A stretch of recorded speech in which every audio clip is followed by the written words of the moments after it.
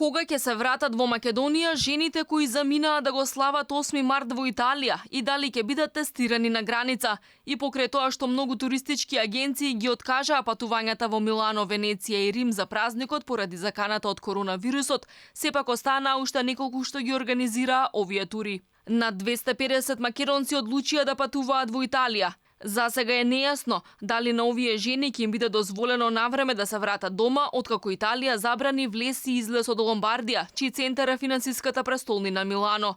Дополнително загрижува и тоа што во Пјаченца според проценките живеат околу 10.000 македонски државјани, главно од струмичкиот регион. Италија утрово стави 16 милиони луѓе во карантин, што е 1/4 од целото население поради стравувањето од енормно ширење на коронавирусот. Освен Ломбардија, под карантин се 14 провинции, меѓу кои Модена, Парма, Пјаченца, Реджо Емилија, Римини, Новара, Падова, Тревизо и Венеција. Забрането е движење и внатре во областите, исклучок ќе има само во посебни случаи за професионални и здравствени потреби.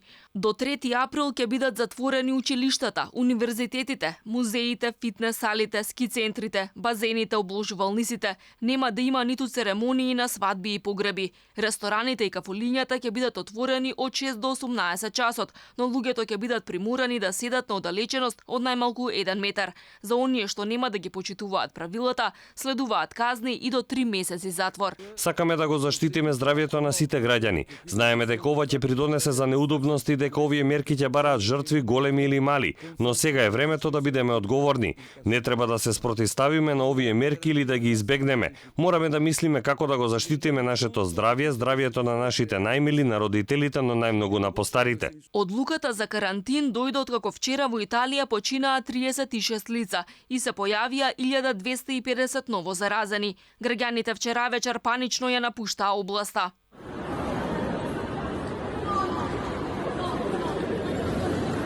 И папата Францис ги откажа сите јавни настапи. Се уште нема стрикни насоки како ќе се спроведуваат мерките, бидејќи аеродромите во Милано и Венеција се уште работат. До сега билансот на мртви во Италија е 233 луѓе и скоро 6000 заразени. На Балканот се појавија и првите 4 позитивни случаи на корона во Бугарија, од кои 2 се во Плевен, а 2 во Габрово. За сега и покрај тестирањата на околу 60 луѓе во Албанија и Косово и над 1800 лица под надзор во Црнагора, нема потврда за заболени од корона во овие земји. Кипар пак досега е единствената држава во Европската Унија во која нема коронавирус. Во Кина има само 45 ново заразени, но и 28 нови смртни случаи. Во Кина досега починаа 3099 лица. Втора држава по бројот на смртни случаи е Иран со 145, а следи Јужна Кореја со 50.